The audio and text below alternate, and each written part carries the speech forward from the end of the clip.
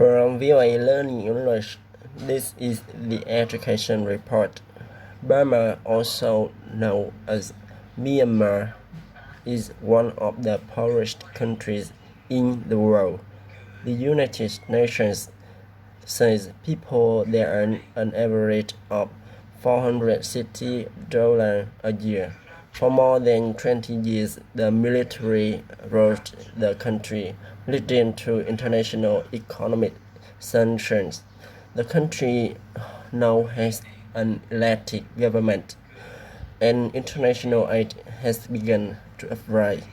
But there are few resources for education in rural villages.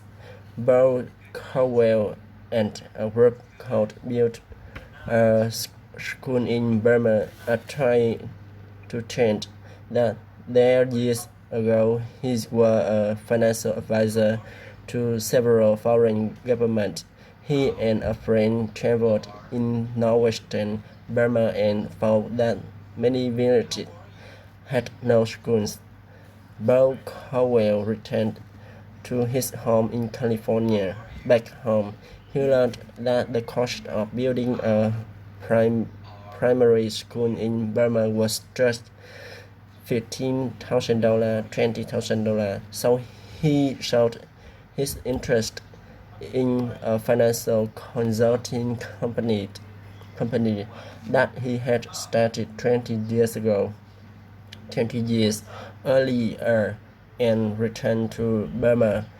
He looked for villages that would give land and construction help in exchange for a school. Rick Hammond, an expert on Burmese music, volunteered to help. He has been working humanitarian and education projects in Burma for than 20 years. Rick Hermes is married to a well-known Burmese half priest, Su Wei. They live in San Francisco, California, but they return to Burma often to visit the school project.